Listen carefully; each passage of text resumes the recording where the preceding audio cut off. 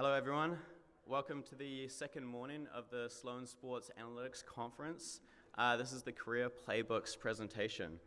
I'm really excited for the speakers we have today. We have speakers from all different functions within the sports industry. They're going to talk about their career path and how they got to where they are today.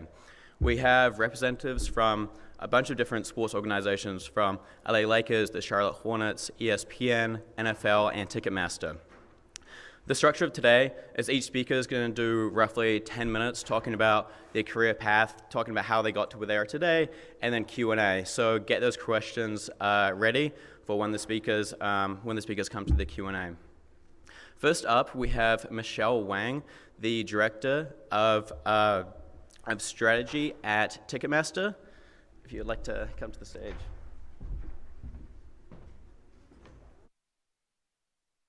Thank you, guys. Okay, so thank you guys for being here. My name is Michelle Wang. I am a Director of Strategy at Ticketmaster in Los Angeles, California. So I just want to spend some time talking about Ticketmaster, the company, the role in which I am in right now, and kind of how I got there, and some of the things I learned along the way. So we'll keep it at a tight 10 and then open it up to questions. I'm pretty sure everyone in this room knows exactly what Ticketmaster is, right? So we are the largest global marketplace of tickets in the world, and we transact about 500 million tickets every year. So when you think about that, it comes out to 15 tickets per second, right? And so we have a huge, incredible scale, and so everything we do, every little change we make to our business, every little basis point translates literally to millions of dollars, right? So just anchor yourself in that fact.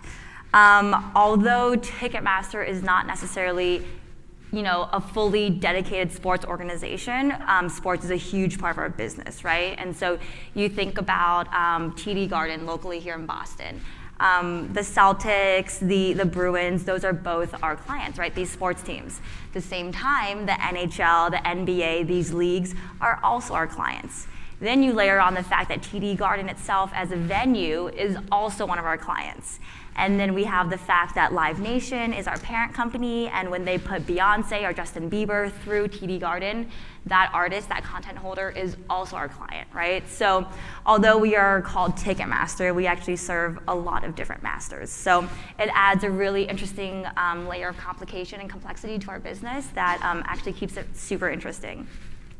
One of the things I just wanted to note about our business specifically is that we've been around for 44 years now. So we were founded in actually the 70s. And you think about back in the day, like that means that we were one of the first ever e-commerce businesses in the world, right? And that the ticketing industry itself is ripe for disruption. So you think about StubHub, SeatGeek, Vivid, Game Time. There are so many competitors trying to break into our space. How do we stay alive, right? How do we stay relevant? We right now, when you think about where we stand, you would think that we could be a Kodak, we could be a Blockbuster, right? It's so ripe for disruption, but we continue to invest in innovation, in technology, in our products, in our people, to just make sure we're still relevant and to keep us around. So I kind of want to give you guys just a quick overview of my journey to where I am now. I went to Emory University in Atlanta, Georgia, where I got my undergraduate degree in finance and economics. I went straight into management consulting after undergrad. So I did an internship at the Boston Consulting Group. I had a great time there, but realized culturally probably not exactly the right fit for me. So full-time, I jumped over to Deloitte Consulting and spent almost 3 years there. Worked on a variety of clients from healthcare to financial services. And that's when I realized, wow, I love the job. I love consulting. I love helping large Fortune 100 companies understand what their business drivers are, help them figure out how to succeed and excel in this changing world. But what I didn't love was the lifestyle, right? And so for those of you who know about consulting or are currently consulting or have been consultants in the past, I'm wearing a suit every day. I'm going to client sites. I'm waking up at 4 or 5 in the morning to get on a plane and cross the country and go to, you think about when I was younger, I thought it was glamorous to travel for work and be in a suit and meet with executives, but really I was in like Indianapolis, I was in Minneapolis, I was a lot of these headquarters are in very non-glamorous cities. I was going straight from the airport at 5 a.m., going to a client site, going to a Sheraton and coming home. So it was actually pretty draining on my life, and I realized, okay, on the one hand, I'm learning so many foundational skill sets. I'm learning executive presence, executive communication. I'm learning how to model and do analytics. And I'm learning so much about like just basic fundamentals of how to be a good employee, but I hate the lifestyle, right? So luckily, I had a friend who worked at Ticketmaster, our chief operating officer at the time. She was a partner at McKinsey for 20 years, did a project for Live Nation, and realized that she was ready to leave consulting also. And so she came on to Ticketmaster to be the chief operating officer, and kind of decided that she wanted to build an internal team of consultants at Ticketmaster. So that's how I ended up there, met her, met the team, realized like, wow, like it's exactly what I want to do, but it gives me the lifestyle that I want, right? So I came over to Ticketmaster about 4 years ago as a senior analyst in the corporate strategy group. And I mean, it's pretty much a classic corporate strategy group, right? So the basic fundamentals of the job are planning, right? So at the end of the year, we look into budgets, we look into like what we want our strategy to be for the next 1 to 3 to 5 years, and really think about how we need to position ourselves for growth and how we really can make strategic bets and bring new products to market and really focus on that whole thing. I mean, Live Nation, Ticketmaster, we are a publicly traded company, so a big part of my job is also anything for the board of directors, anything for Wall Street earnings calls every quarter. That really falls within my scope also. And then the more interesting part is all these ad hoc strategic projects that I get to work on. A few examples that are more sports related would be Fanatics. Like, I don't know if you guys have heard of Fanatics, probably they're the official licensed merchandise retailers that partner with a lot of the leagues, right? And so when we took a step back and said, as Ticketmaster, we are the official licensed ticketing marketplace, it would only naturally make sense for us to kind of join forces with a company like Fanatics that has a very similar position in a different part of the industry. So I was in charge of that deal, did the valuation, figured out how to bring it to market, and really, made that happen. And then once we had the deal happen, kind of passed it on to our operating teams and moved on to the next project, right? Another example of something that I've recently worked on is the Super Bowl, right? So I don't know if you guys know, but we do the official ticketing for the Super Bowl. And this past Super Bowl in Miami, I got to go spend 2 weeks there. We did a bunch of marketing activations on the ground. We had The Bachelor from that show on ABC. He was our influencer, so got to, kind of show him around and, have him post on our behalf to kind of appeal to a younger audience. And so, I mean, although my job is not 100% focused on sports, sports is a very large part of the job, right? So you think about Ticketmaster, Live Nation, we do sports, but we also do concerts, we do theater, like Broadway, right? So it's a whole ecosystem of live entertainment.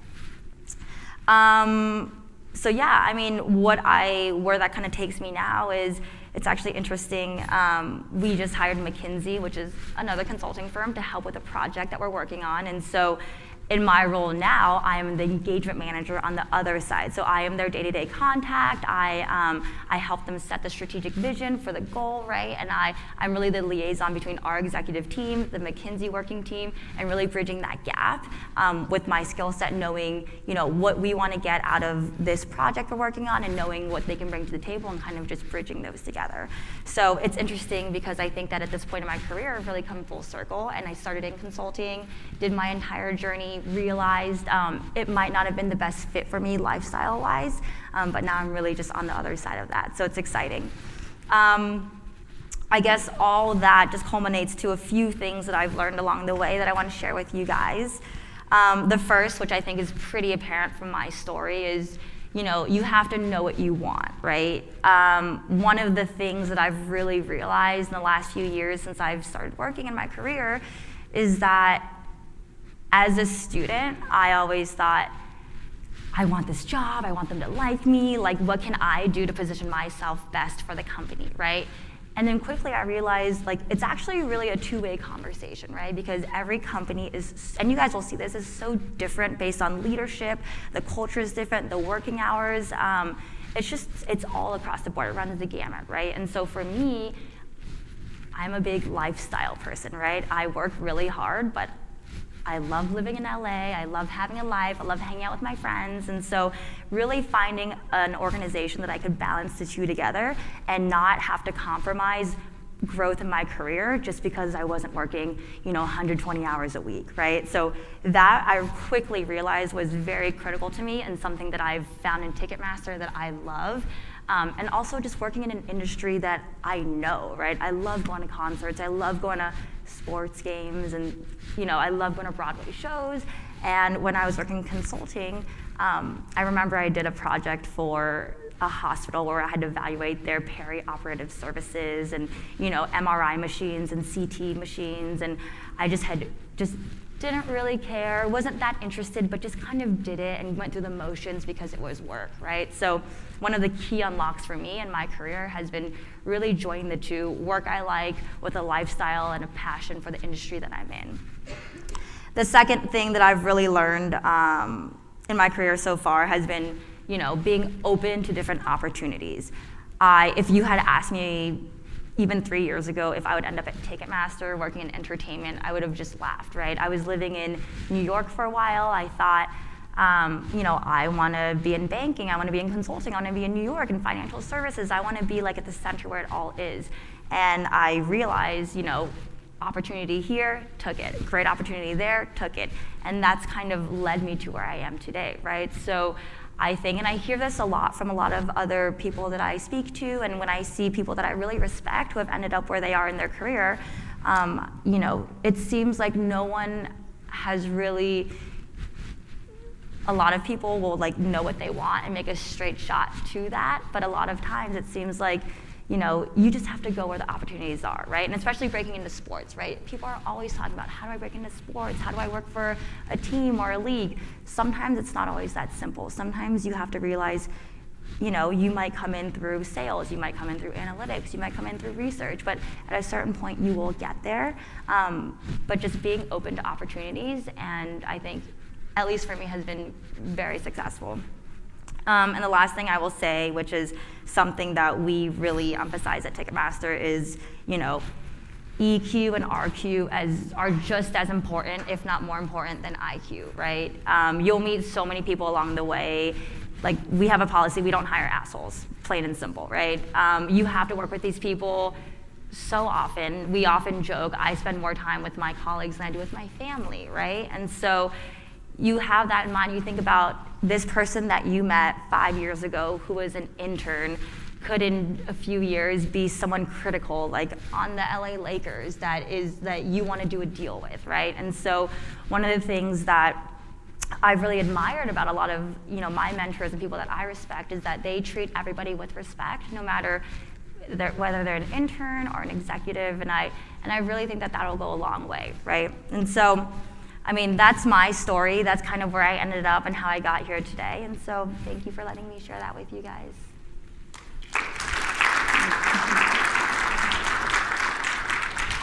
So I'm going to open it up to questions. If anyone has any questions about Ticketmaster, live entertainment industry, or kind of my journey of how I got here. Yes.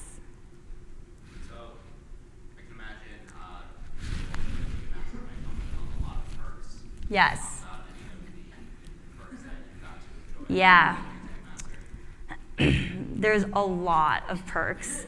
So I mentioned I went to the Super Bowl. That was awesome.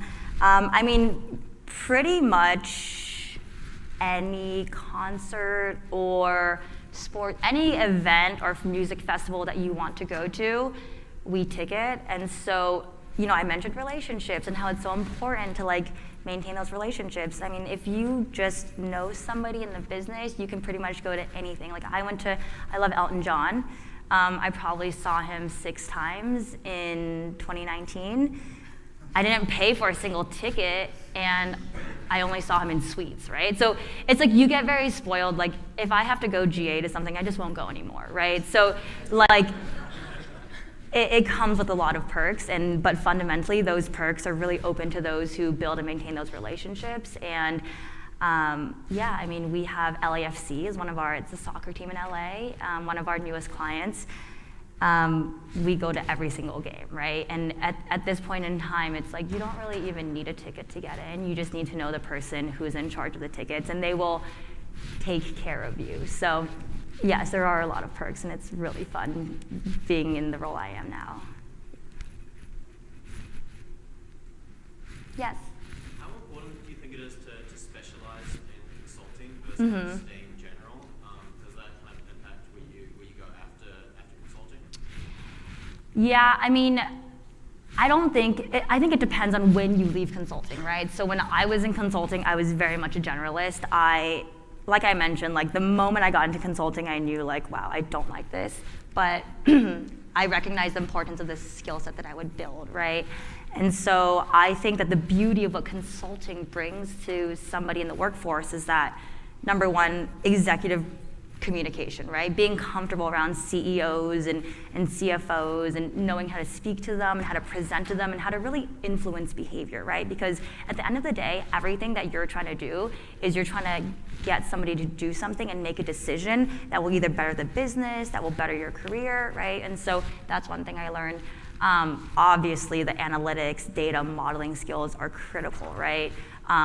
Presentation skills, even PMO, project management, how to just like get things going. And so I never specialized in anything. If anything, I just really focused on developing that core skill set that I knew would make me a great analyst at any company I would end up in.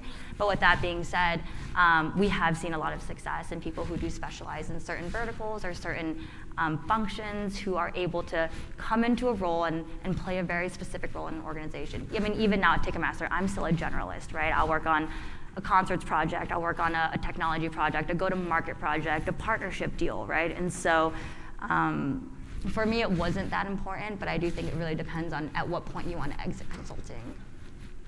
Yeah.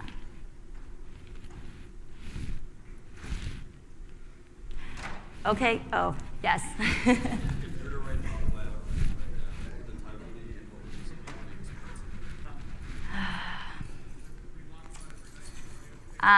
Okay, well, the title of my autobiography would be, so my boss, Kat, is sitting here. She's our CMO, and so she could second this. There's a quote that somebody said that says, like, well-behaved women rarely make history, right? And that would be my autobiography, because I've definitely not been the most well-behaved. I've made a lot of mistakes in the past, but, you know, they've all gotten me to where I am today. And I can't remember the second part of your question. Oh, okay, perfect. Yeah, so I mean, that's one other thing. Like, I joined Ticketmaster when I was 24 years old. I've been there for 4 years, and so part of when I talk about culture and being somewhere where you really are a team and people want to see you grow, like, to be perfectly honest with you, like, my boss and I have been on this journey together of, you know, I was young, I moved to LA, you know, it was like the world was my oyster. I had access to so many events, and so part of my maturity and my career and growing together was saying, like, how does she transform me from a 24-year-old young, hungry consultant into someone who is very respectable and is on stage here at MIT Sloan speaking today. So yeah. Cool, with that, I will exit, but thank you guys so much.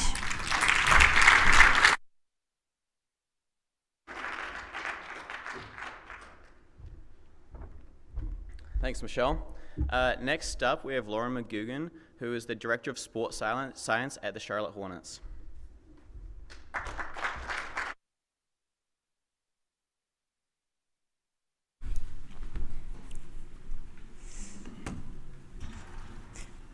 All right, thank you guys all for being here this morning, and for Todd and the organizing committee for giving me a platform to share my professional journey to this point. I'd like to say that I've strategically orchestrated my career every step of the way, but that has not been the case. It's been very unique, and I hope by sharing a little bit of my story today with you guys that it can inspire some of you guys on your own journey. As Todd mentioned, I'm currently the Director of Sports Science with the Charlotte Hornets. That was a newly created position this year for that organization.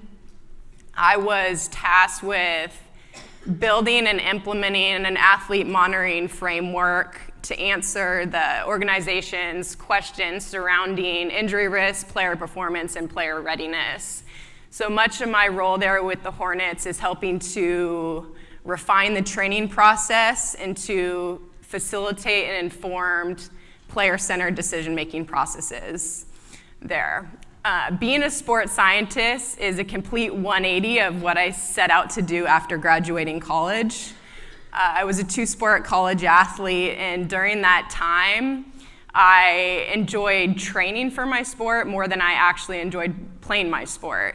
I loved the idea that my work ethic and my willingness to prepare was completely in my control.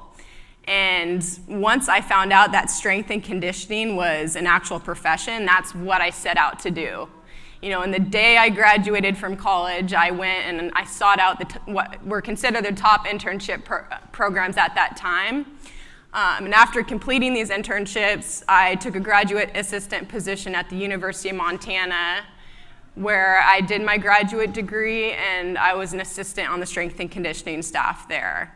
From there, I went on and worked at Wake Forest University and the University of Washington in a strength and conditioning role for a combined 10 plus years.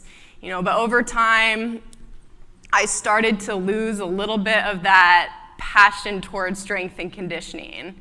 Unfortunately, I learned the hard way that passion and balance a lot of times are hard to reconcile, and call it burnout, call it whatever, but I was definitely ready for a new challenge.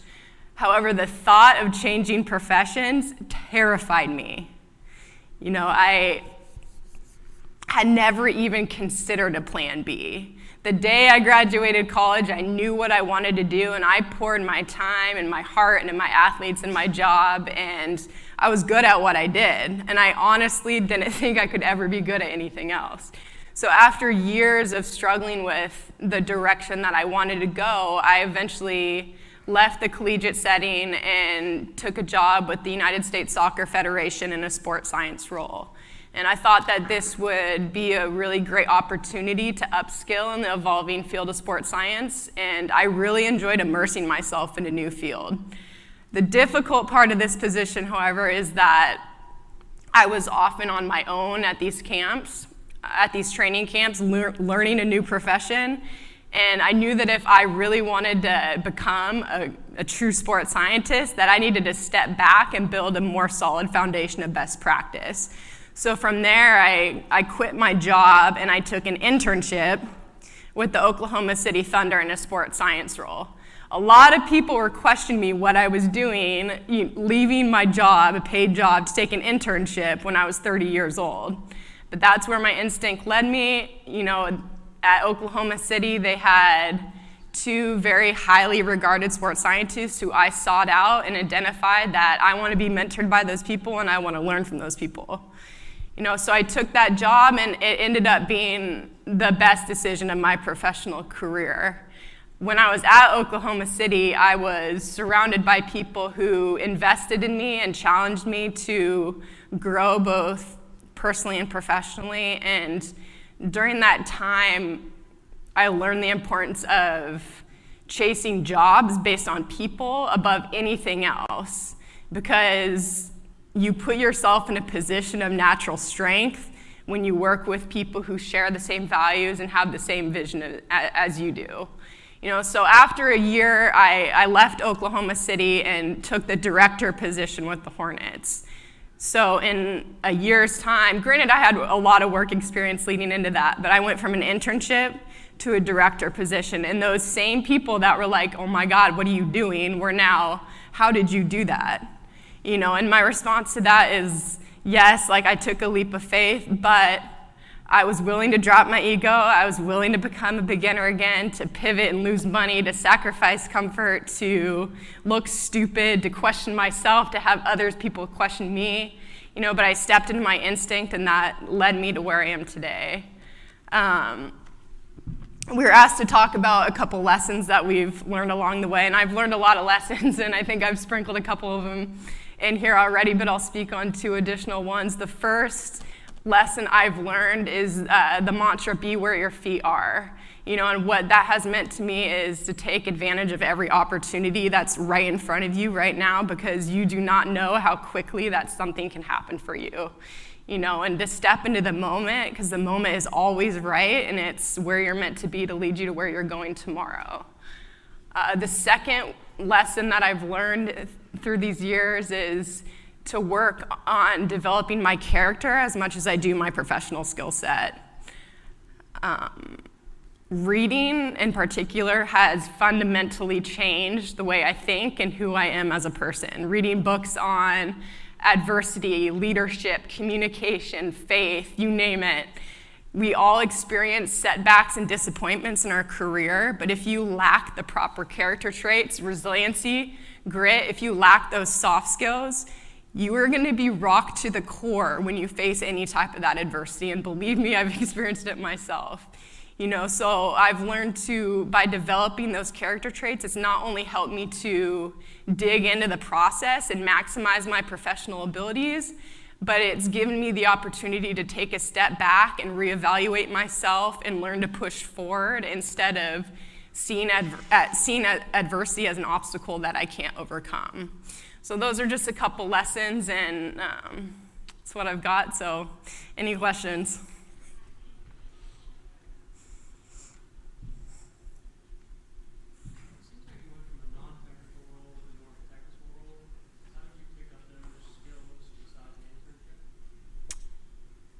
Non-technical and strength and conditioning?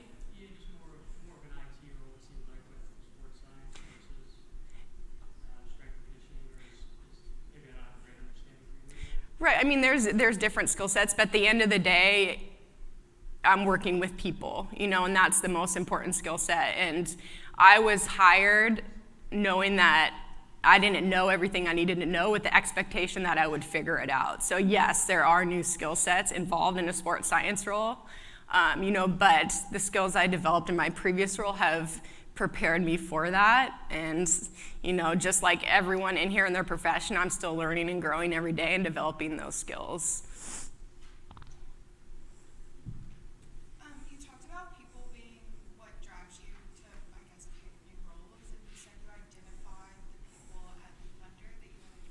Yep. How exactly did you identify them? What made them stand out as the people you wanted to work for? Their reputation, not only those two reputation, but the reputation of the organization. I would never accept a job now through my experiences without going out and spending time with that staff. And it's just an intuition thing. It really is. And I've learned the hard way of working people who don't value what you contribute. And what that can do for you, and I've seen the flip into that and what that can also do for you in accelerating your career, so I would, again, pick a job over the person, over the, whatever else it is, the logo, any time. What was the emotional impact that you had when you had to cut down on your paycheck? That means it will impact your lifestyle a lot. You had to reduce doing the things that you like, which you could actually easily do. So that must have been, it's easy said than done, right? I'm sorry, can you repeat that? So you had a paycheck cut down, you left your job, you went for the internship. Right. So it was basically like you had to change something in your lifestyle. Obviously, since it's easy said, it's said than done, because I also have done something that's similar to you. Yep. So I just wanted to know what made you push through those things. Like you had to leave out something that you almost did every day, or something you go out every weekend or something like that. So you had to cut down on those things, right? At least. Right. How was it? How motivating, or what kept you pushing? Right. I mean, it wasn't an issue of being motivated. It was something I wanted to do, so again, like I was surrounded by people who empowered me and who invested in me, and I knew where I wanted to go. So it was never a situation, like, of course, you look at your bank account dwindling away and you're like, God, what am I doing? This is a major risk, but I just had so much faith that that something was going to come from it, and it did. So I have no regrets with that. You said that like the Charlotte Hornets like created the position like last year or something. Mm-hmm. Could you see like a difference between the Oklahoma City Thunder and like starting like this new program with you as the first person there at the Hornets in terms of just like player performance and like just like the difference in the programs? And was it hard to like start new? Absolutely, and it's especially coming in there on my own. I started probably a week before training camp. But I was very clear when I interviewed like what my year one goals were going to be. Oklahoma City has one of the most established sports science programs in the NBA, and they're 10 years into that process, so I knew that I wasn't going to come in and it wasn't going to be to that level, but I was going to come in and I was going to assess the organization's needs and questions revolving their players and what they wanted, to kind of ask questions about to the coaches, to the management, to the medical performance staff. Okay, what have you seen? What have you liked? What have you not liked? How can I help you in your role and build allies in that way? And most importantly is educating those people on what I do and how I can help them. And as you start to gain a little bit of that trust, then starting to implement, what I see fits within that organization. So that's really kind of been my my path in this first year in that new role. Do all NBA teams have the sports science? They do not. A lot of teams, or most teams, look at athlete monitoring, but a lot of times it's done through the athletic training staff or the strength and conditioning staff. I would say about a third of the team have someone that is their role to only do that. And I'm also, with my background in strength and conditioning, I also work on the strength and conditioning staff with the Hornets as well. So that is helpful with the players because it's kind of a give and take. I don't like being that person in the corner, like that girl who's always asking for things, right? So I help the players, and it helps me when I have to ask the players for something else. So I've really enjoyed being able to do that. Elaborate on that. How hard is it to study the other programs in the NBA, like the strength and conditioning programs there? You have access, like I always hear things about Phoenix and Detroit, about how their strength and conditioning programs were exceptional. Sure. And you hear these great things, and I always wonder, do they have some sort of, like, why doesn't everyone just do what they do? Sure. I mean, you hear a lot about those programs because a lot of the programs that you hear about are people that put themselves out on social media and say, this is what we do. And there's nothing wrong with that. That's just not me, and it never will be. So I think a lot of teams are open. Like, if I go and visit a city like Phoenix, they are more than open to sitting down and chatting with me, and, the NBA is fairly small. You really know everyone that works in there. So I pick up the phone almost every day and give someone a call. If I get stuck on something, if I need a sounding board. So there's not a lot of ego. It's a good network there. Hear players say, I've heard NBA players say, when I go to Phoenix, this staff they do miracles here. Is that just lip service from just being in Phoenix, or are some teams really doing it better than others? I mean, everyone has their own way of doing something. Players are going to have different experiences and different points of view, and it is what it is.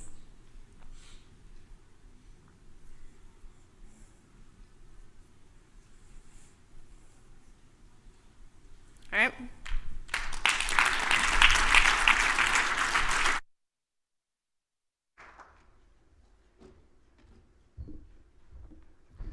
Thanks, Lauren. That was great. Next up, we have Ricky Cedrone, who is with ESPN in a strategic and brand insights role.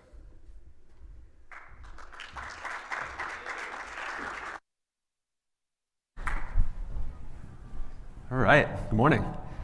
My name is Ricky. I'm on the research and insights team at ESPN. If you guys are at this conference, you're probably familiar with the stats and info group from ESPN and all the incredible work that they do with sort of analyzing the on-the-field statistics. We're the other research team who supports more of the business end of the world. So we're answering questions like, what were the Nielsen TV ratings from last night's game? Or why are NBA ratings down this season? Or how many viewers came, or how many digital users that we have to ESPN website and app in the past month? How many people are listening to our podcasts? We're also doing the focus groups and surveys to get more into the qualitative and the why behind fan behavior and motivations to serve every other department in our company. I'm on specifically a team that's called Strategic and Brand Insights, and I work most closely with our marketing teams. So This is SportsCenter commercials, and more recently, There's No Place Like Sports, Who's In, Chris Basketball, and Ball for All. The marketing team that works on those campaigns, I'm supporting them with research to help identify goals and targets for the campaign before it starts, setting up a measurement plan to make sure that when we're in market, we are set to measure that we're accomplishing the goals that we set out to do, and then kind of reporting on afterwards, how do we do so that we can plan strategically better for the next time around. So with all that being said, how the heck did I get there?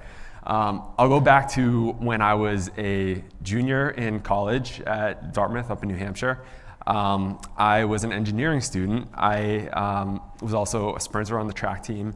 And my goal back then was I was studying engineering and studio art with the goal that I was going to work for Nike or Adidas or Reebok and design shoes. I'd been an athlete my whole life. I was the kid that would study the East Bay catalogs when they came in. I don't even know if you guys know what that is anymore, which is sad. But so that was my plan. When it came time to look for internships, I did all the things that you do as a college student. I went to career services. I was calling up all of the alums that worked at those companies. I was reaching out to HR people, and I just could not break through. It's a really hard industry to break into. I ended up with another sort of engineering design internship at another company, which I didn't love. But fast forward, I guess, to my senior year, and I had a couple of injuries in track. I still had eligibility, so I decided to stick around for a master's program. It was a kind of an obscure degree, which not many schools offer. It's an master's of engineering management. So it was half engineering and half business classes. So that was the first time that I was exposed to the whole world of business. So I was taking, corporate finance and operations, and it was my first time that I took a marketing course in marketing and marketing research, and I thought, oh, this is kind of cool. It's related to engineering, where you're doing the kind of pre-research of what's the problem that we need to solve, how can I talk to people to figure out what it is that they need, that their motivations are. The only difference was you weren't spending the hours in the machine shop afterwards and ending up with a nice shiny object at the end. Again, jumping ahead to, I think it was like September 2008 was when I was in my last term of that program. Came time to look for jobs, and I decided I was going to go corporate recruiting, like Michelle was talking about before. These management consultants would come to school. You do the whole internship, interview process with them. And turns out my timing couldn't have been worse. That was the month that the economy collapsed. So all these companies that were usually bringing on 30, 40 new analysts were not hiring as much. And so again, I was hitting, I would make it to the final round of the interview, thought that I crushed it, and then at the end they were like, oh, I'm sorry, there's no room for you. So moved back home with my mom and dad, was still applying for jobs. Finally ended up at one job. I'm from the area, the Boston area, so it was out in Waltham. Wasn't even in Boston, but it was a market research consulting company. So I was like, oh great, I took that marketing and marketing research course back in school.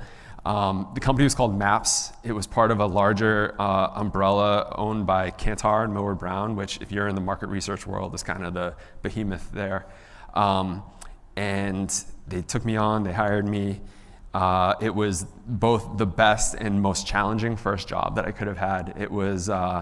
I describe it like market research boot camp. The standard work week was 50 hours, which is 9 to 7, but it was usually more like 60. It was like, Michelle was talking about the lifestyle and the consulting kind of like, you grind, they milk everything that they can out of you, understanding that not everyone is going to be able to make it through. But but at the same time, you learn how to.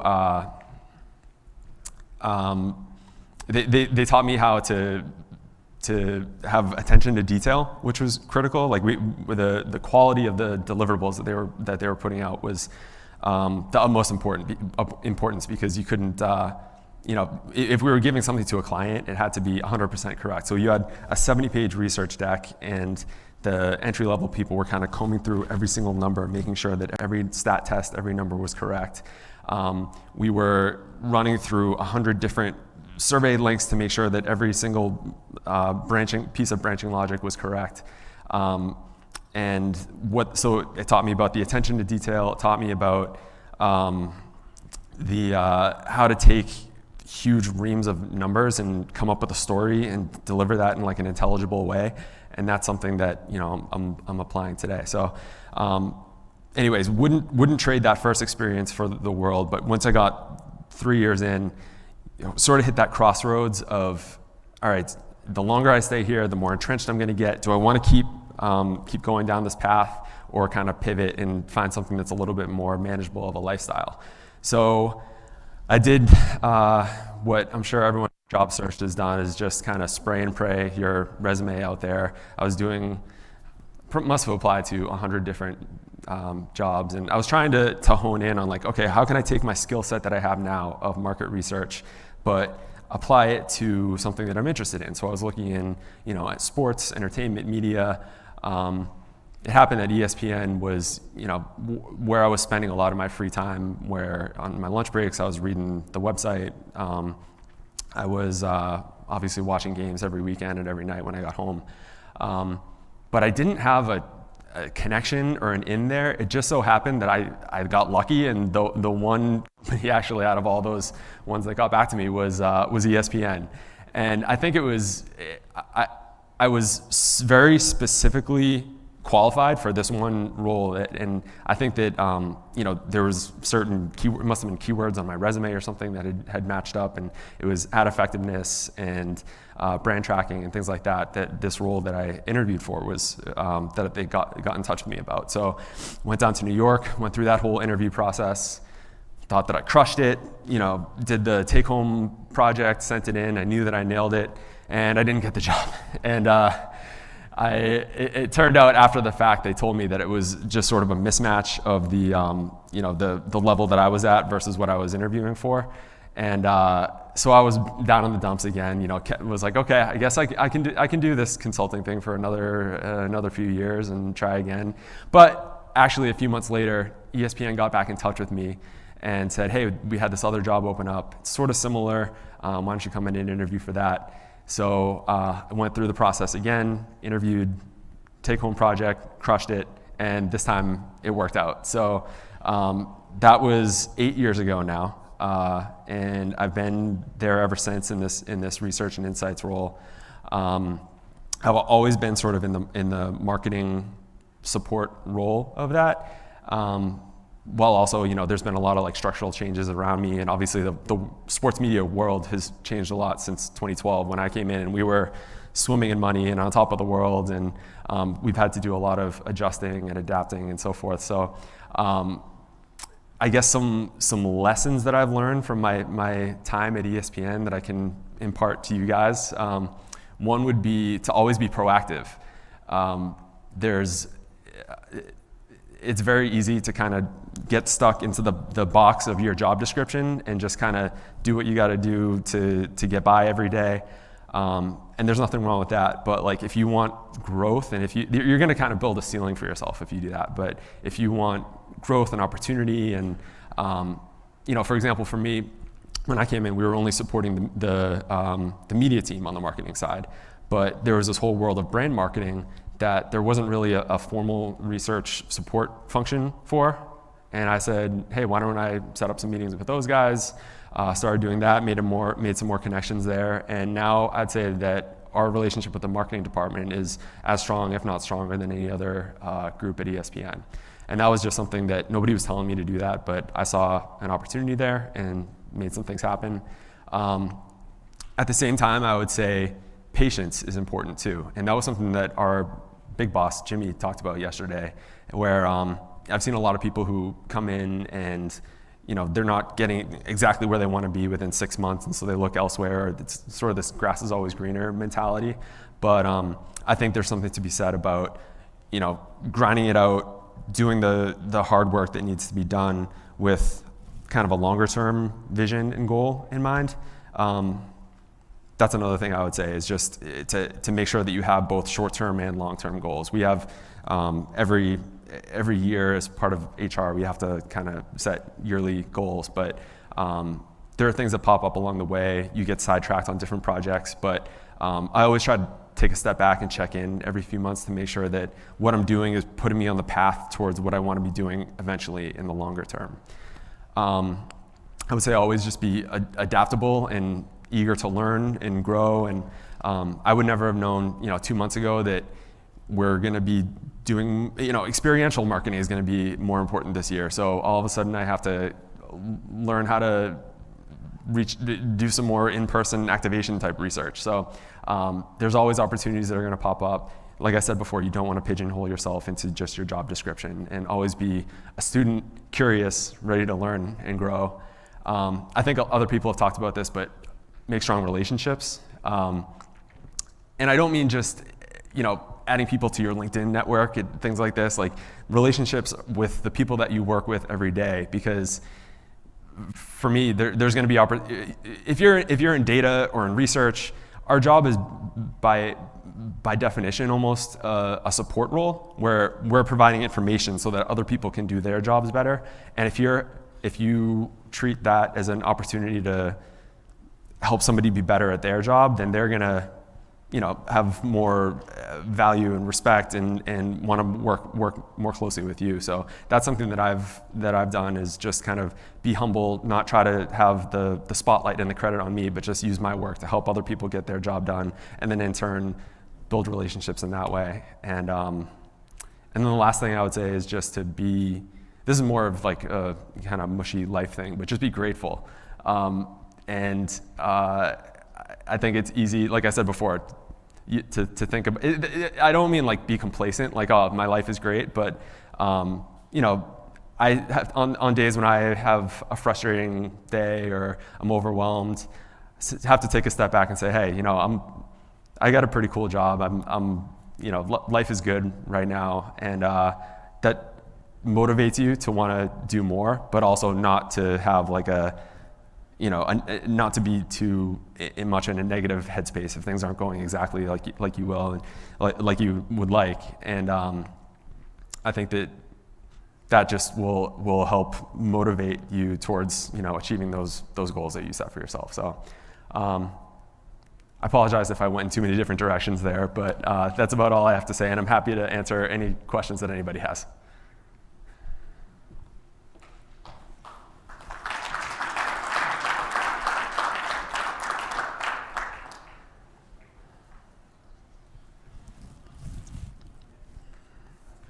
Yeah. So you mentioned that you didn't have an in within ESPN when you applied for the job. Yeah. How important is it having a contact in like the sports media industry when you're applying for a job? I think it definitely helps. I know that a lot of people that work with us now start off as interns, for example, is a good way to get your foot in the door.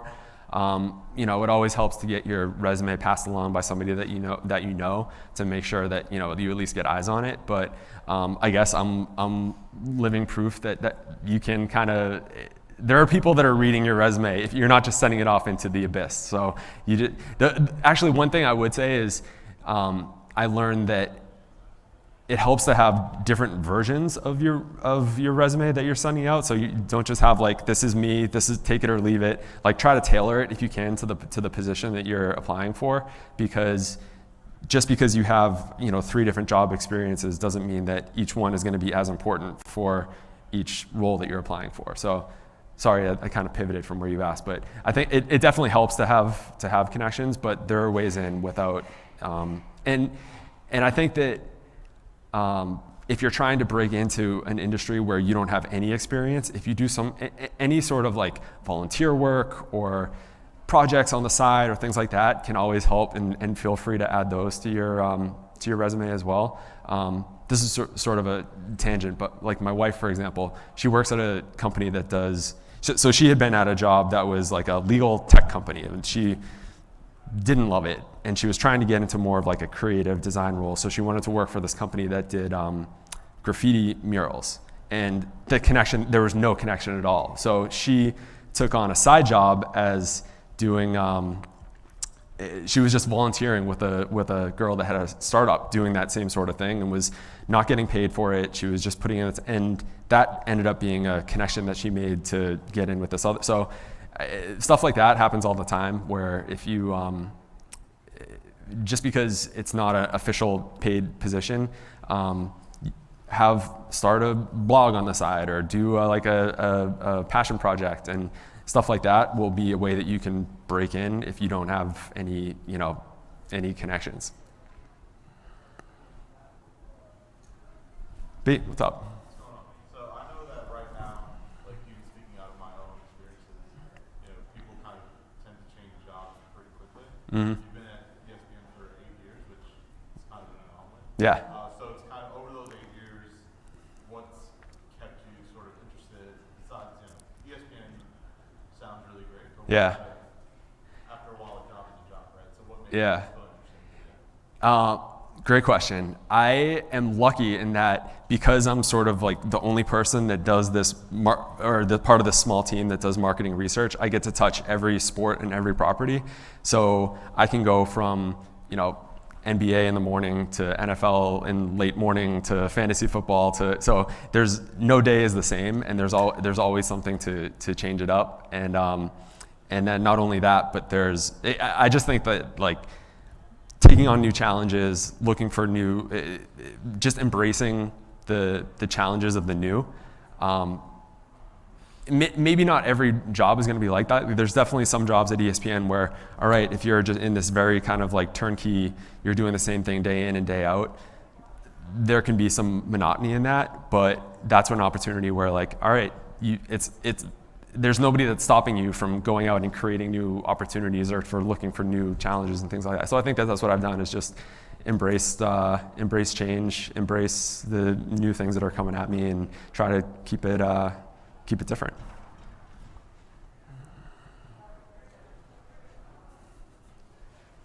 All right, thank you guys for the time.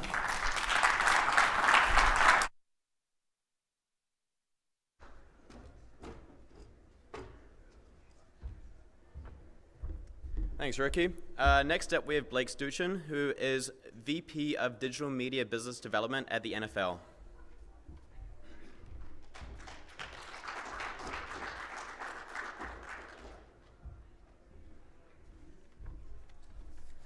Morning, everybody.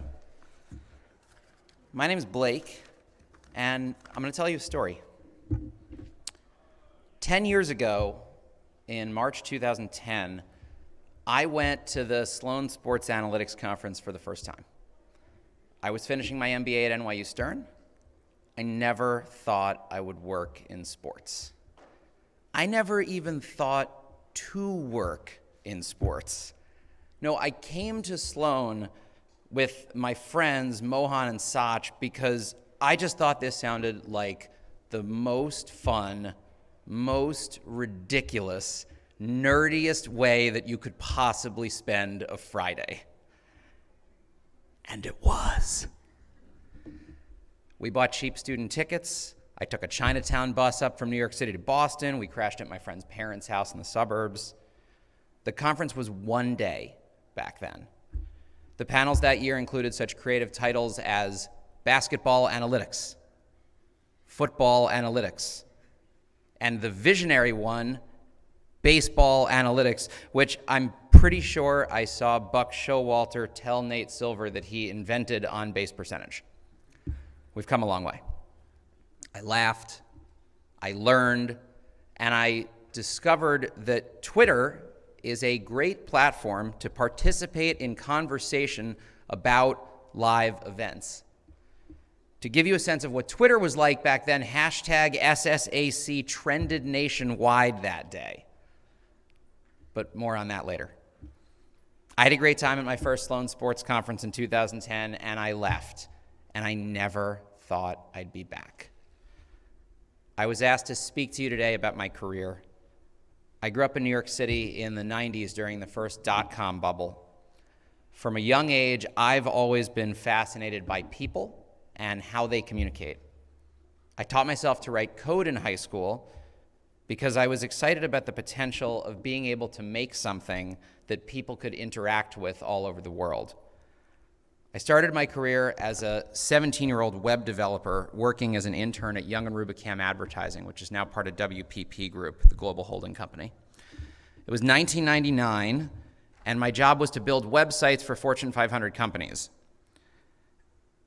This was at a time when the types of notes that we'd get from clients was build us a website, and website was hyphenated. After high school, I went to the University of Pennsylvania to study communication at the Annenberg School without having any idea that communication was a career either. To me, this was a pure liberal arts degree. I wrote a senior thesis. I made a point to take a class every semester of my entire college career on a topic about which I'd previously known nothing. And I generally had a great time being a student. I never stepped foot in the Office of Career Services. Don't do that, by the way. That's just what I did. But I'd continue to work as a web developer, first with summer internships and later starting my own consulting business where I built websites for a variety of small businesses while I was in school. When I graduated, I never thought I'd go back to school. But while I couldn't articulate it as clearly then as I can now, I knew that I eventually wanted to run a media business or a team in a larger company that was focused on growing its digital presence. I figured that in order to do that, I'd need 3 skills. First is marketing skills, to be able to sell a product or a service. Second is management skills, because I need to learn how to work in teams and work with people. And the third is finance skills, because I have to be able to keep score. I had none of those things. But I've been hanging around marketing agencies over the last 5 years, so that seemed like the best place to start. I did a Google search for digital agencies, and the first result was an Adweek list called Top Digital Agencies by Billing. The number 1 on the list that year was Digitas, the great Boston-based company. It was based right here in Back Bay. I'd never heard of Digitas, but it sounded like a great place. So I found a friend of a friend of a friend of a friend who knew someone at American Express, which was a Digitas client. That person forwarded my resume to their recruiter, who emailed me back to tell me that she'd meet me for an informational interview, but number 1, they're not hiring. And number 2, they don't hire people straight out of college. Great, I said. I met the recruiter for my informational interview and we hit it off. By the end of it, she told me that she might actually have a role for me. Just one thing, she said. We have a new client, but it's not for everybody. You need to be comfortable talking about sensitive topics. How would you feel about working on Pfizer's erectile dysfunction drug, Viagra? Penis, penis, penis, I said. And with that, I was hired to start my career as a marketer. I spent 2 years at Digitas and learned a tremendous amount. For those interested in marketing, there's no better place to be than at an agency with smart people and great clients. I did everything from account management to media buying, to strategy work, to managing a creative team that included art directors and copywriters. After a few years, I had a seminal moment in my career. I was put on a team that was launching a new video game service. The service was struggling to gain traction, and my team was tasked with developing a business plan to help the company turn things around. We presented to the client, and it went well. My client came back to us, though, and said he agreed with everything we'd advised, but, and I quote, "The C-suite already signed off on our current plan, and they think it's going to work, so we're going to stay the course." I was stunned. I decided, well, I need to go learn how to talk to the C-suite, because clearly they must know something that I don't. So, after having started to build a career in marketing, first as a creative, then as an account professional and strategist, I left the industry entirely and started over as an analyst in finance. My first role was in my family's commercial finance business in New York City, working with a broad range of companies. Because I'd never taken business classes as an undergrad, I started taking classes at NYU at night. These were open enrollment classes with people ages 18 to 85. I wound up taking 9 classes over 2 years, all at night, while working full-time. I found that I liked the classes, and I liked working in finance, but I missed working with media companies. So this is when it started to come together for me. I decided to go back to school full-time to get my MBA, specifically with the goal of going into media-focused investment banking. For any of you, especially among MBAs here, who've gone on a banking track, that is a hyper-specific approach that you should never take. Starting at NYU, I entered the full-time MBA program in the fall of 2008. Ricky referenced this earlier in some ways as well. On my first day of classes, planning to build and pursue a career in finance, Lehman Brothers collapsed. The job market was tough, but I grinded through probably 100 different interviews. I am not making that number up. Ask any of your friends who have gone through banking recruiting. That is a pretty normal number. 100 different interviews, and was fortunate to get an internship as a media coverage banker at UBS, and then after business school, a full-time role at Jefferies, where as an associate in the media group, I did mergers and acquisitions and capital raising for companies like film studios, music publishing companies, and a broad range of media businesses that have intellectual property in some ways. One night in 2012, I was accepting a friend request on LinkedIn when the first role I would have at the NFL popped up in the jobs you may be interested in box, which I had never clicked on before and haven't since. I wasn't looking to leave banking, but the role was exciting to me because it seemed to me to be an opportunity to combine my knowledge both as a banker working on deals with my experience as a marketer thinking about how to reach people on digital platforms. I joined the NFL's media strategy and business development group 8 years ago. Today, my team looks after our social and digital media licensing strategy and partnerships. In 2013, we partnered with Twitter to make it easier for NFL fans to watch in-progress highlights and participate in conversation about the NFL, just like I had seen for the first time when conference goers participated in conversations about hashtag SSAC. It's really fun to see how far we've come. Today, all live NFL games are available not only on TV, but also to anyone around the world with a phone or tablet.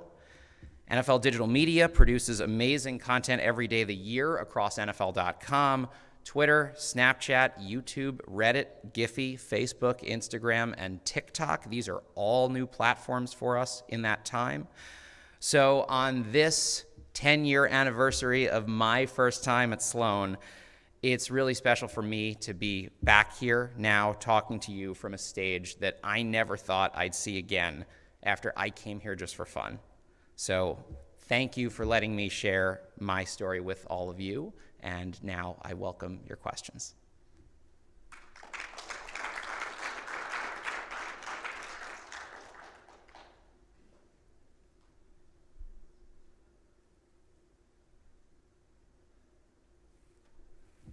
Yep. What was your biggest surprise going into sports? You mentioned that you don't expect to have a career in sports.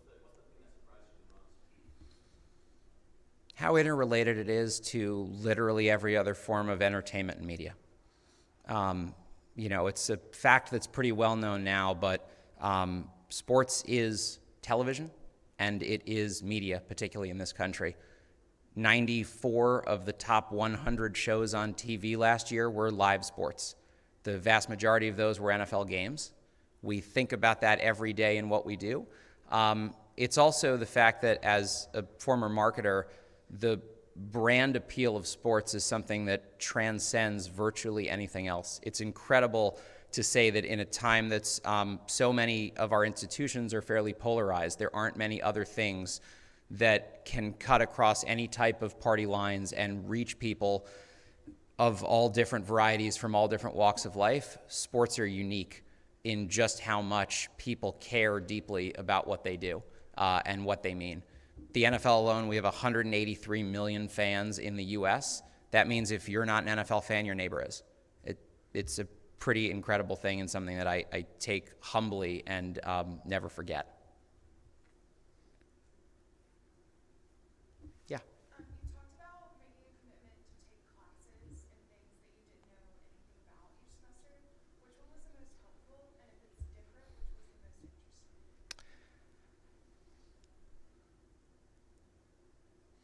The most helpful was less to do with any specific subject matter. And actually, I was asked to, I'll say it a slightly different way. I was asked to talk about what advice I have for this group. There are a few things that stand out, and particularly at an analytics conference with so many people in the room who are engineers, who have scientific backgrounds, who have a lot of quantitative skills that are tremendously important in today's economy. What I'll point out that stuck out for me is the ability to juxtapose that with writing, with presenting, with being able to sell something. And when I say sell something, I mean an idea or a thought or a product. So the things that were the most valuable for me were less about learning any one new subject matter, which in my case ranged from taking classes in political communication in Eastern Europe to South Asian religious studies to a broad range of themes around urban studies and cultural life and sociology. But I was sort of following a thread around trying to expand my own horizons and be something of a generalist while also focusing on a set of skills that I thought would be just interesting to me personally. And I didn't appreciate it as well at the time when I was going through that process, maybe more so as an MBA than as an undergrad, where I truly was just following passion and interest. But when I look at it now and I think about what are the things that when all of us in sports are incredibly fortunate to get a lot of really qualified candidates for all of the roles that we put out there.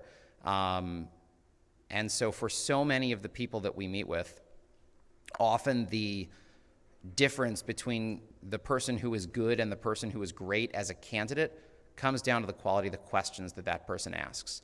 It's showing an ability to do research, but then have presence and polish to carry oneself in a way that demonstrates that this person really gets it. And I think for me, that's the thing that stands out now, looking back on it, sort of putting all these different classes together. Yeah. Is there any part of your job in licensing or like strategy that is like looking at like your other leagues like the NBA or other competition and Is there any part of my job looking at other leagues and competition and things like that? Is like the NBA competitive with you guys for a lot of like your social media and stuff, or is it like collaboration? Sure. So I'll talk about it two ways because it's a great question. The first one is our role, a big part of what we're doing when looking at the media landscape as a whole is to consider the entirety of the world at some level for everybody in sports or for that matter, entertainment broadly. Our business today is more interconnected with how people spend their time than it's ever been. Everything is competing with itself for time spent. So a big part of our role is to look at all of the different ways that people are spending their time and try to assess where there are things that are incremental and additive for our ecosystem and where there may be things that are more challenging and competitive. We don't benchmark ourselves specifically against any one sports league, but we pay really close attention to what all of them are doing many of which offer a tremendous amount of insight, different types of experiments, new ways to innovate. All of the leagues are different, especially the major leagues in the United States. They all have very different schedules. We have the shortest season. We only play once a week. Our players play with their helmets on. It has some different dynamics than other leagues. A big part of our role is to make sure we understand that in context so that rather than saying we have to be up, down, or sideways versus one other league, it's more to say what can we learn from them, and then what can we learn from the broader entertainment and media landscape, because at some level, especially on the media consumption side, our business is predicated first on live games. We want to have all of our fans inside of our stadium so that they're full, and it creates the greatest product and experience in the world when you come to the stadium, but also because since for most of our fans, they're experiencing the game through media by watching on TV, by watching on their phones, by going online and following their favorite players and clubs on social media and other platforms, that we're making the best experience for them as well and doing so with what's great about the live game. Yeah.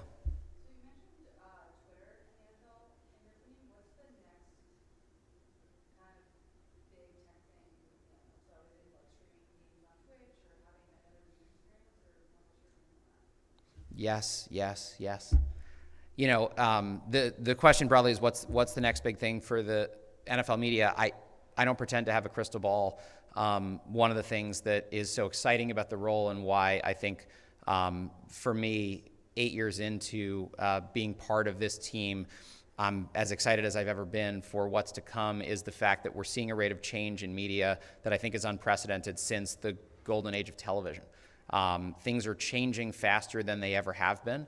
As a consumer, that's really exciting to me. As someone who's been generally curious about media since I was 8 years old, this is opening up new opportunities for all of us in sports to do more interesting things than ever before. On the deal side, if we're able to be thoughtful enough and nimble and creative enough to carve out new opportunities to do so that hopefully is growing the ecosystem and actually helping our fans, it creates a great set of opportunities. So more directly, we're looking a lot at augmented reality, we're looking at virtual reality, we're looking at game presentation itself and how we can continue to expand the ways that our fans can actually watch and interact with our product. One quick example I'll point to, knowing that some of the folks from Amazon have been here throughout the week, for those who followed what we've been doing with Thursday Night Football over the last several years, that's a product that was for many years just on cable on Thursday nights. It's a package now that's aired in the US during a Thursday night. You can watch those games on Fox, on NFL Network, on cable. You can also watch the games on Amazon through Prime Video as well as on Twitch. You can watch them through a variety of Verizon endpoints on a phone or tablet, including NFL.com, including the Yahoo Sports app. It's really, and by the way, on all of our club apps as well. On the Twitch side, what's exciting about that is it's not just about watching the game, it's actually about reinventing how it is that it's presented. We partnered with more than a dozen co-streamers this year, the likes of Ninja last year, Tim the Tapman, Gold Glove, some of the biggest names both in esports and streaming. And we're not asking them to be Joe Buck and Troy Aikman. What we're doing is saying pick up the feed and have fun and bring it into your audience and show what it's like in the same way that they do when they're playing Fortnite or League of Legends or whatever the games are that they're streaming. It's incredible to see the velocity of comments that they get and the way they interact with their fans and their community. And we're just at the earliest stages of that. So it's really exciting to see what the future brings there. Yeah. Can you talk about a little bit how like expansion into playing in Europe has changed any of your strategies around? Sure. Questions about international expansion and specifically the growth in Europe. We've been playing 4 games now in the United Kingdom for the last, I think it's 4 years now, but north of 12 years since we've been playing a regular season NFL football game in a foreign market.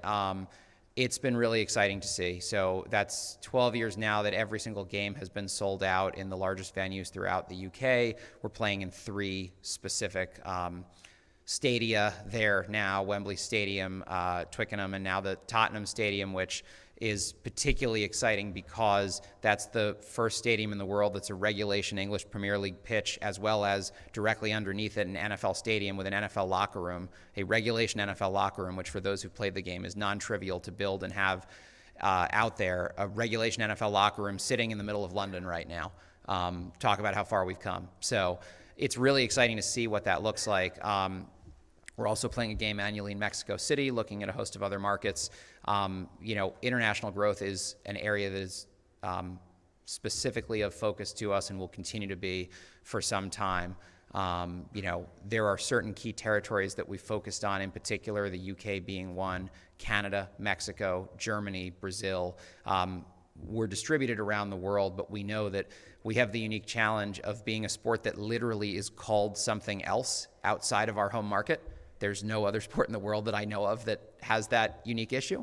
And so we're learning. It takes a while to be there. It's a grassroots effort. A lot of the outreach in the UK market has been about not only doing the circus comes to town type of experience of the game being there and fans being able to watch it, which is great because they see our best product, but also doing all kinds of outreach so that fans learn what the game is. If you've been to Regent Street, for example, for any of those games in the UK, we've got 100,000 plus people who come out and are participating in everything from punt, pass, and kick competitions to just exposing themselves to what NFL fandom looks like, samples of tailgate food. It's a lot of American culture that's wrapped up in it, which is, again, a really exciting area for us. Okay. Thank you all so much. Appreciate it.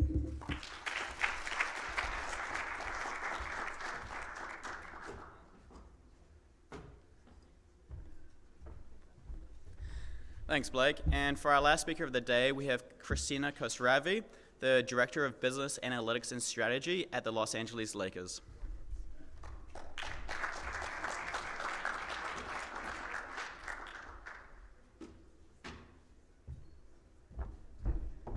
Thank you for the applause. Well, for all the MBA students out there, Todd let me know it was okay to give my 30-second elevator pitch, so we'll keep this real quick. But just wanted to give you guys a little bit of flavor of, one, how I got to the Lakers, and two, what we do now, and then three, finally, some kind of career advice and tips, if that works for you guys. So starting from the beginning, I grew up in San Diego. I played 3 sports in high school: volleyball in the fall, basketball in the winter, and softball in the spring. Halfway through high school, I realized I wasn't tall enough or fast enough to play basketball in college, so decided to focus on softball. That took me to the University of Pennsylvania. Thought I wanted to be a math major there until I realized that not only is there an x-axis and a y-axis, but a z-axis and 3D shapes and vectors and spheres and cones, and totally new language, different for me. So decided to focus on econ and really use that and move into more of the finance space. So followed a lot of Penn friends to New York, worked in sales and trading for Barclays on the energy desk there. So we were selling and trading energy products like oil, futures and derivatives, natural gas, electricity and whatnot to utilities, energy marketers, municipalities, really taking large sets of data and digesting them into recommendations for these companies to hedge their exposure to energy products. Super exciting, right? So from there, that was my first day on the desk at Barclays. Was the day after Lehman Brothers declared bankruptcy.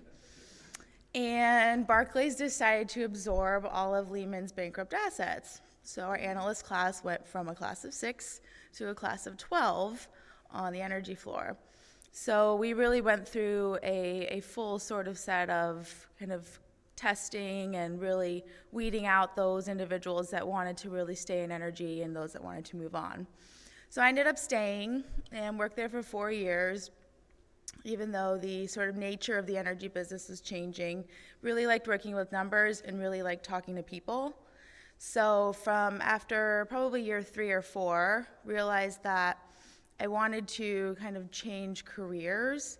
And at that time, I had joined the softball board at Penn. And really what that is a group of alum who essentially help consult the team on fundraising, so revenues that come in to help support the team on either their travel for spring training, their uniforms, really any expenses that they had for the season, and also obviously, any sort of personnel and head count. So that was really my first exposure to the sports business, more from an advisory role, but it really piqued my interest in understanding how, the team side really operates and how, you take one sort of set of inputs and you figure out how to, support this really entity that's operating as a group of players.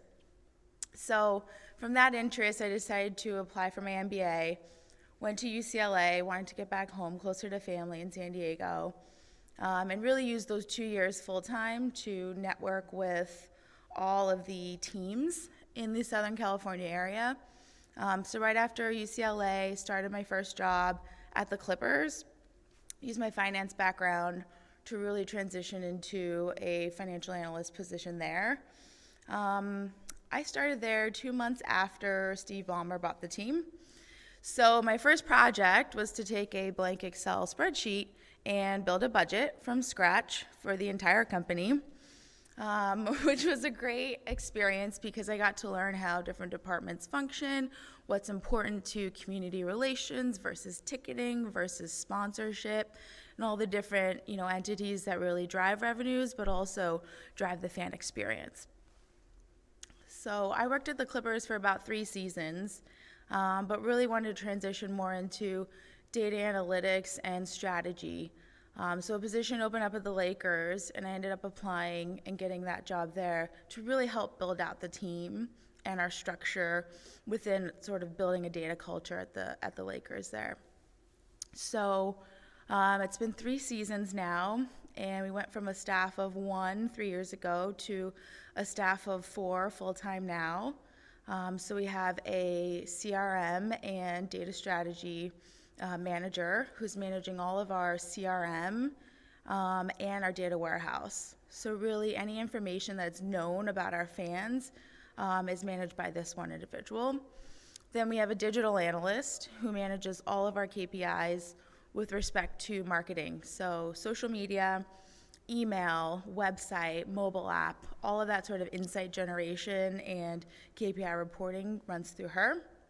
And then we have a business analyst who is focused on all of our modeling with respect to, ticket pricing, sponsorship research and insights, broadcast rating analysis, any sort of, fan analysis around our fan base specifically.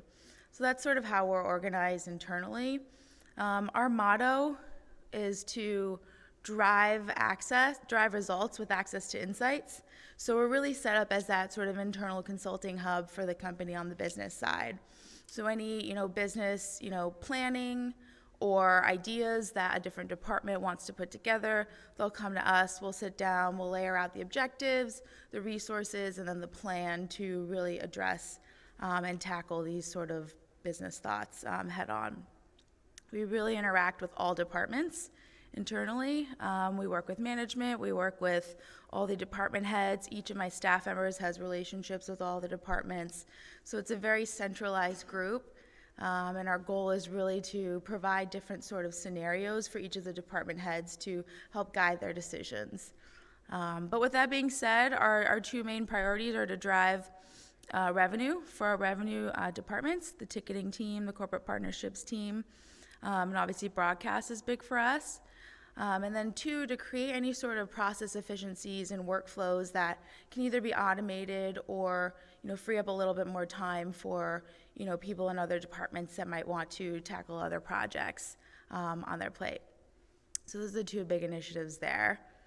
So I've kind of sped through that a little bit, but what I'll transition into now is a few sort of tips and tricks that I used when I was looking for a job in sports, and also just general advice in terms of positioning yourself in the best light for a job in sports.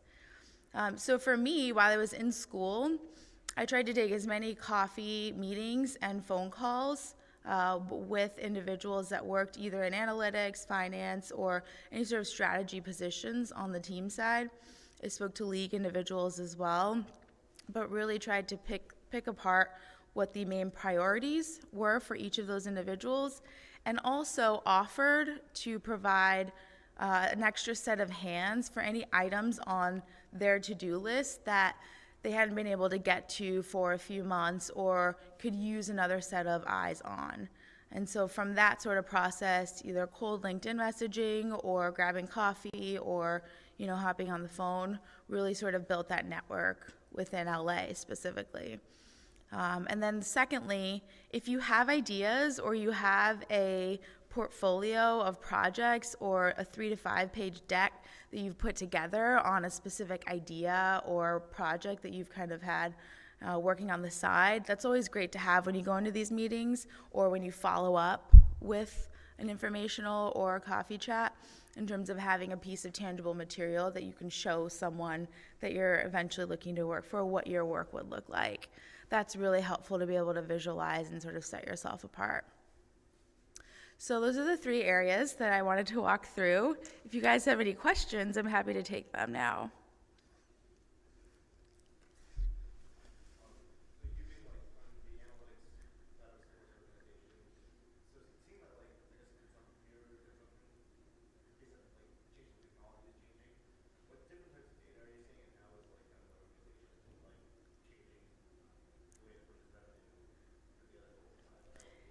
Yeah, it's a great question.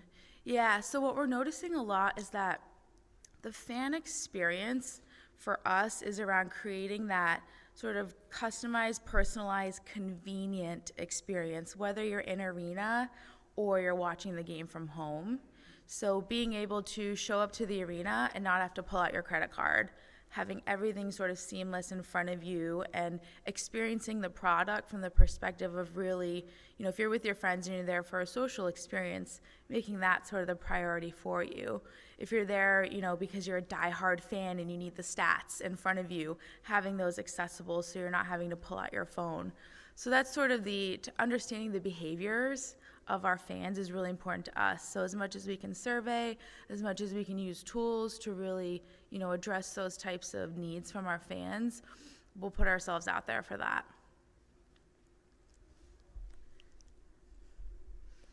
Transitioning from finance to sports, what were the biggest differences you faced? Yeah, so every sports team is different in the terms of how they're sort of organized from an ownership perspective, but working at obviously a large bank with a lot of sort of, a public entity that has a board that they're reporting to and a lot of, formal processes, to a family-run business that has, obviously a lot of trust in the product.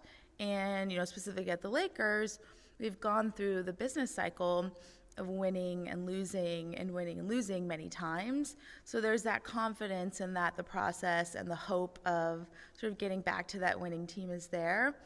But with that being said, it gives the team the opportunity to sort of stretch in certain areas and know that, there's that chance that they could take a risk here and see where the payoff is.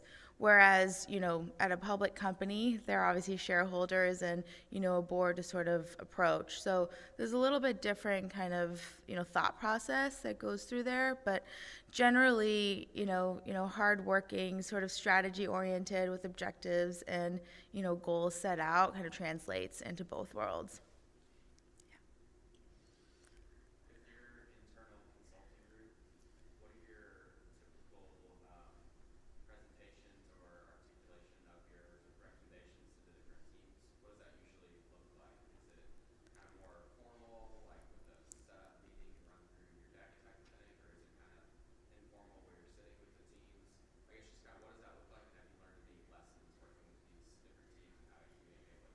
Yeah, absolutely. So generally my presentations are in a conference room with 2 screens, and I'll put the presentation up on the screens and I'll walk through. I try to keep my decks mostly graphs and charts, minimal words, and walk through each of those sort of points per slide, but it really varies. So if we have certain personalities in the room that prefer to talk, I'll gear my pitch more towards a story. And I'll start with, a fan experience or a particular, recall of a fan at a game that had this sort of XYZ happen to them, and then tie that into, hey, this was our sort of issue, and here's how we can approach it and solve it. But generally, for the most part, departments prefer to see that sort of, package that's put together with a starting and an ending point, and as quickly as you can kind of get to that point to keep everyone on track. That's probably one of the biggest lessons I've learned. People like to talk. And so coming in with an agenda that has 2 or 3 bullet points that you can sort of guide, geared more towards questions that you have that you'd like to answer as opposed to kind of bullet points, then you can kind of help guide the conversation a little bit better that way.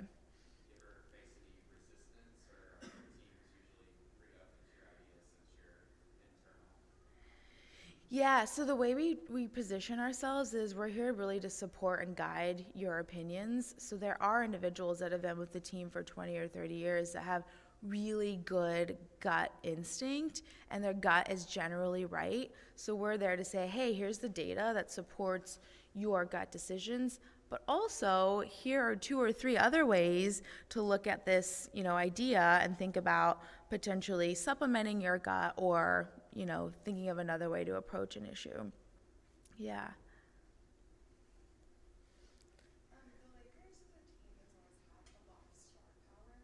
How does that affect your position and what you do? Yeah, it's a great question. When you think about the traditional sort of business sense, at, for example, a CPG company, you have a specific product like a shampoo bottle or, a candy bar that you are supporting, you dive into, the ingredients in the product, how it's packaged, what markets to sell to, what channels to focus on. The product that we're supporting is the players on the court and the performance of the players on the court. So there really is that element of, a player could, be in one season, out one season, they could be traded. There are different sort of ingredients that make up our team. So what we try to do when we go through specifically ticket renewal campaigns each year is we try to ensure that, the fan will get the experience that they'd like, but also we saw that sort of hope of getting back to the finals and being a winning team. And so there's that element of, you're supporting a product that may be totally different 6 months from now, but also at the same time, the experience of coming to the arena and seeing quality basketball and seeing a product that you have a connection to because you've been a fan for many years or because your friend is bringing you or your family member is bringing you. So really honing in on those characteristics that, we survey our fans on to understand what's important to them.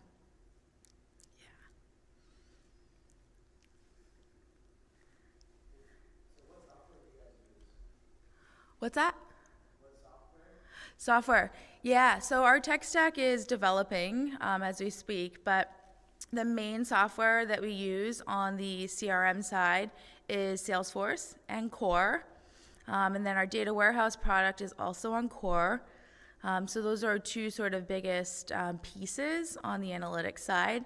We also partner with Meltwater, which we use for social media, sentiment, and really just understanding mentions of any sort of trending topics that or themes that we want to talk about.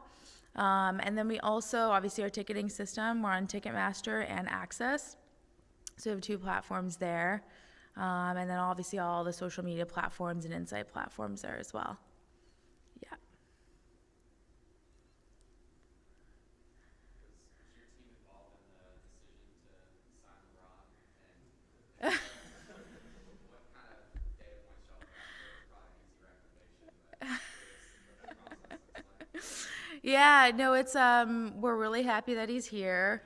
And, obviously the basketball team sort of handles all of that. But once he was signed, what we did look at was baselining all of our metrics. So where were we with our Instagram followers pre-LeBron? Where are we now? Where were we with our website views pre-LeBron? Where are we now? How are our ticket sales? How are all of our sort of, KPIs and channels, and how have they grown since then? So we can take that story, for example, to a partner and say, hey, when we get this caliber of player, here's what happens to all of your signage and exposure with us. Here are the increased impressions and engagement that you might see on a particular platform. So fortunately, we had LeBron one year and AD the next year. So maybe next year, no, we don't know. We don't know. We're not involved with that at all, but we try to support, after each player is signed, showing the success stories. On that topic, I don't know if this is a question that you've gotten, but curious to know the impact when you looked at the baseline, what some of the previous stars, like when you had, Kobe Bryant and Shaq, for example, have you looked at that versus now LeBron and kind of the in-between? Yeah, I would say the sort of data strategy and analysis has really developed since over the last few years. So, for example, a few of the big data points we can look at with regards to Shaq and Kobe are their either jersey retirement ceremonies or their statue dedications. So, Kobe's last year is 15-16, so we do have a set of data there that we can look at. It was a great year for the Lakers. But at the same time, he retired his jersey, 2-3 years ago. So we have that data point as well that we can look at. That year specifically, when he retired his jersey, the photograph of him and obviously our front office staff on the court with the jersey was posted on the NBA social channels and was the number 2 most liked photo for the year. So we do have those kind of nuggets and pieces of information that we can use that support, that sort of star power.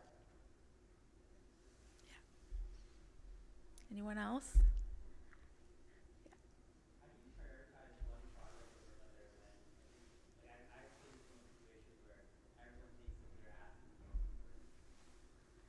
Yeah. So our priority first and foremost is to support revenue generating teams. So to the extent that we can understand how long a particular project might take from start to finish, we'll talk through those sort of revenue generating, ideas first. But then secondarily, if it's a immediate, urgent kind of business workflow or need, we'll tackle it there. Usually I'll sit down with, our management team and walk through what the priorities are with them and kind of get a feel for their sense of urgency there too. So as much communication and conversation we can have as a department that really helps understand how urgent each of the projects are needed, we'll focus our attention there. Yeah.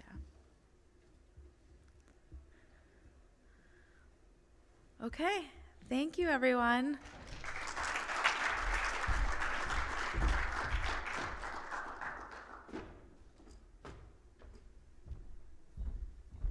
Thanks a lot, Christina. And that wraps up our Careers Playbooks presentation.